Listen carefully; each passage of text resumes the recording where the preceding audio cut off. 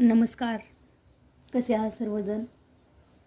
सराव संच 5 मधील दुसरा प्रश्न जो मी तुम्हाला म्हणलेलं की आपण पुढच्या व्हिडिओमध्ये पाहणार आहे, तो आपण आता आजच्या व्हिडिओमध्ये पाहणार आहोत. तर आता सुरुवातीला ही जी सारणी पाहत आहात तुम्ही, त्या सारणीमध्ये तुम्ही सर्वात अगोदर जर निरीक्षण केलं तर ह्या बाजूला एक चिन्ह आहे आणि दुसरी चिन्ह ह्या बाजूला आहेत. आपल्याला ह्याच्यामध्ये काय करायचे आहे, ह्या दोन्हींची बेरीज करायची आहे. ह्यावरून तर तुम्हाला लक्षात आलं असेलच की इथं धनचिन्ह आहे, म्हणजे आपल्याला ह्या दोन्ही संख्यांच्यामध्ये धनचिन्ह वापरून आपल्याला ही सारणी पूर्ण करायची आहे. त्यामधील एक उदाहरण जर त्यांनी आपल्याला दिलेलंच आहे, ते म्हणजे -2 + 8. आता हे उदाहरण जर आपण सोडवायला घेतलं तर सुरुवातीला आपण हे तक्ता पूर्ण किंवा ही सारणी पूर्ण करायच्या अगोदर आपण ह्याचे नियम अगोदर जाणून घेऊया, जे आपण अगोदर पाहिले होते की 2 ऋण संख्यांची बेरीज करायची असेल, त्याचं ऋण बेरीज केल्यानंतर उत्तराला जे चिन्ह आहे ते देखील ऋणच येणार आहे. त्यानंतर अधिक आणि अधिक ह्यांची देखील बेरीजच होते आणि उत्तराला अधिकचं चिन्ह राहतं. तिसऱ्या नियमानुसार आपल्याला जर एक धनचिन्ह असलेली संख्या आणि एक ऋणचिन्ह असलेली जर संख्या असेल तर ह्या दोन्हीची आपल्याला वजाबाकी करायला लागते आणि उत्तराला मोठ्या संख्येचं चिन्ह द्यायला लागतं. मोठ्या संख्येचे चिन्ह. आता यानंतर जेव्हा एक ऋण आणि दुसरी धनसंख्या असेल तेव्हा देखील आपल्याला वजाबाकी करायला लागते आणि चिन्ह मोठ्या संख्येचं द्यायला लागतं. आता सर्वात अगोदरचं पहिलं उदाहरण -2 आणि +8. आता इथं -2 म्हणजे ह्या ऋण 2, ह्या 2ला ऋणचिन्ह आहे आणि 8ला धनचिन्ह आहे. मग वजा अधिक काय होतं, हे बघा. वजा अधिक आपल्याला काय करावं लागतं, वजा करावं लागतं. मग 8मधून 2 गेले, राहिले किती? 8मधून 2 गेल्यानंतर 6 राहतात आणि उत्तराला मोठ्या संख्येचं चिन्ह म्हणून आपण इथं +6 लिहिणार आहोत. झालं. इतकं सोपं उदाहरण आहे. आपल्याला अजिबातही सारणी बघून आपल्याला टेन्शन घ्यायचं नाही. आपल्याला उदाहरण आपण ज्या पद्धतीने सोडवतो त्याच पद्धतीने सोडवायची आहेत.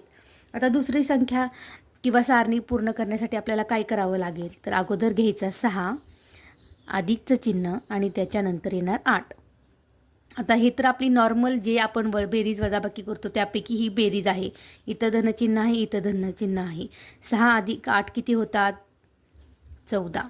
आणि उत्तराला मोठ्या संख्येचं चिन्ह किंवा दोन्हीकडे समानच चिन्ह आहे. त्यामुळे जर तुम्ही 14ला जर चिन्ह दिलं किंवा नाही दिलं काहीही फरक पडत नाही.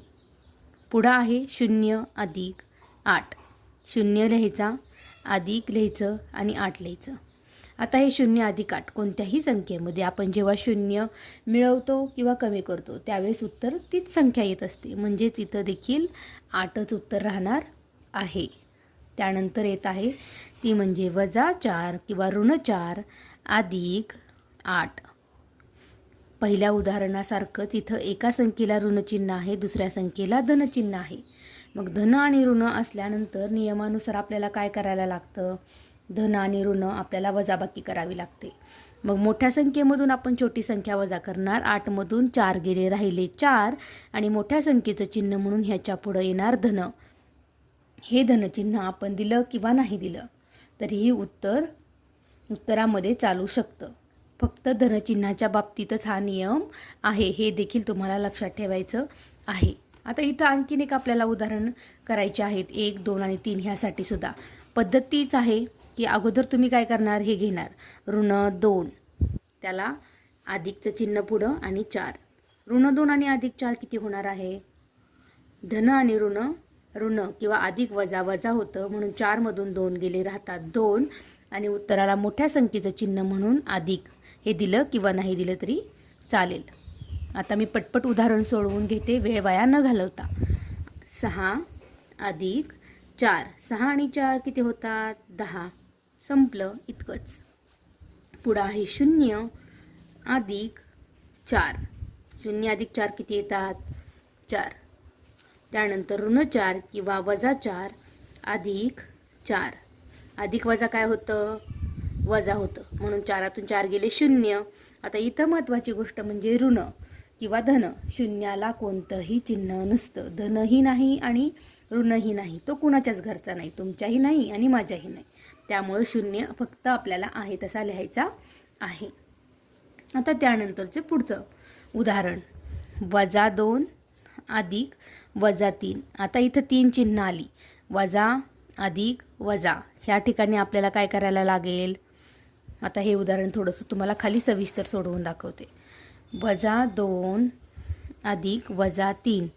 आता इथं आपल्याला 3 चिन्हांची, मागचा जर व्हिडिओ तुम्ही पाहिला असेल तर तुम्हाला लक्षात येईल की जेव्हा आपण इथं 3 चिन्ह आहेत त्याची सर्वात अगोदर आपण 2 चिन्ह करून घेतो.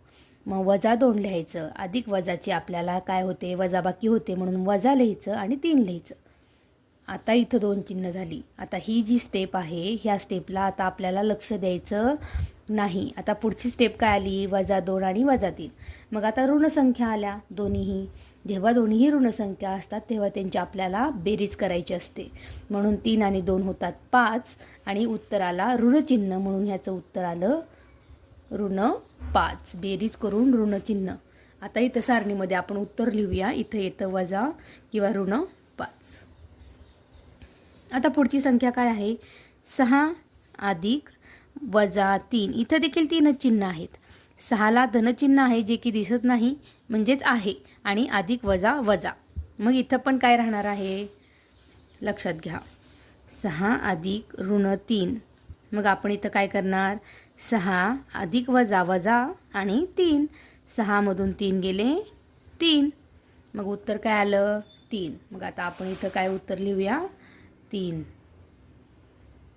पुढं 0 अधिक -3 किंवा -3. आता इथं पण 0 अधिक -3 अधिक वजा वजा 0 -3. कोणत्याही संख्येमधून 0 जेव्हा आपण वजा करतो तेव्हा उत्तर तीच संख्या राहते, म्हणजेच इथं काय राहणार आहे, -3. त्यानंतर पुढं आहे -4 अधिक -3. हे उदाहरण आता आपण खाली सोडवूया. -4 अधिक -3. -4 आहे तसं ठेवलं, अधिक वजाची वजाबाकी होते म्हणून वजाचं चिन्ह आणि 3. आता इथं 3 चिन्हांपासून 2 चिन्ह बनली. आता पुन्हा एकदा ऋण होतं धन, म्हणून 4 अधिक 3 होतात 7 आणि ऋण दोन्हीकडे समान चिन्ह असल्यानंतर आपल्याला उत्तरामध्ये देखील ऋणाचं चिन्ह ठेवावं लागतं. म्हणून इथं उत्तर काय आलं, -7 किंवा -7. आता जी पुढची संख्या आहे ते म्हणजे -2 आणि -5. सारणी पूर्ण करताना आपल्याला -2 घ्यायचं आहे अधिक -5 घ्यायचं आहे. पहिल्या मगाच्याप्रमाणेच आपल्याला आता हे सोडवायचं आहे, जे म्हणजे -2 अधिक -5. -2 लिहिलं, अधिक वजा होतं वजा आणि 5. आता 2 चिन्ह आली, इथं पण ऋण इथं पण ऋण. नियमानुसार वजा वजा होतं अधिक, म्हणून 5 अधिक 2 होतात 7 आणि चिन्ह वजा, म्हणून ह्याचं उत्तर आलं -7. दुसरं उदाहरण आहे 6 अधिक -5 बरोबर, 6 अधिक -5. लिहून घेऊया आपण, 6 अधिक -5. 6 लिहिलं, अधिक वजा होतात वजा आणि 5. 6 मधून 5 गेले, राहतात 1. हे आपलं नॉर्मल जे आपण सम सोडवतो तशाच पद्धतीने झालेलं आहे.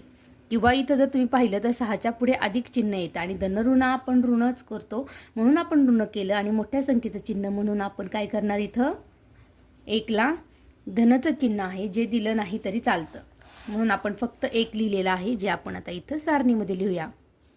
पुढं आहे ते नेहमीप्रमाणे 0 अधिक -5.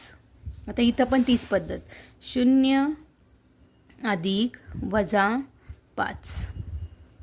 0 धनऋण काय होतं, ऋण वजा 5. अधिक वजा काय होतं, किंवा इथं आपण काय करणार आहात, कोणत्याही संख्येमधून आपण 0 ही संख्या काय करतो, वजा करताना तीच संख्या आहे अशी राहते, म्हणून इथं काय येणार आहे, -5. उत्तर काय आलं, -5. त्यानंतर येतं ते म्हणजे -4 अधिक 5. उदाहरण आपण सोडवायला घेऊया. ऋण 4 अधिक ऋण 5. ऋण 4 आहे तसं अधिक वजा होतं आणि मग वजा 5 आलं. आता वजा वजा होणारे अधिक म्हणून 5 आणि 4 होतात 9 आणि चिन्ह ऋणच राहणार उत्तराला म्हणून इथं आलं ऋण 9. आता इथं आपण उत्तर लिहूया ऋण 9. तर अशा पद्धतीनं आपला सराव संच 5 मधला पूर्ण सारणी पूर्ण करा हा पूर्ण एक तक्ता आपला पूर्ण झालेला आहे. तुम्ही या सर्व उदाहरणांना व्यवस्थित एकदा नजरेखालून घाला. व्हिडिओ पुन्हा एकदा पहिल्यापासून बघा जर तुम्हाला लक्षात आलं नाही तर, आणि तरीही काही अडचण वाटली तर तुम्ही मला कमेंटमध्ये प्रश्न विचारू शकता. व्हिडिओला आणखीन आपण लाईक सबस्क्राईब जर केलं नसेल तर आपल्या चॅनेलला लाईक आणि सबस्क्राईब देखील करून घ्या. तर भेटूया आपण आता पुढच्या टॉपिकमध्ये. तोपर्यंत सर्वांना नमस्कार.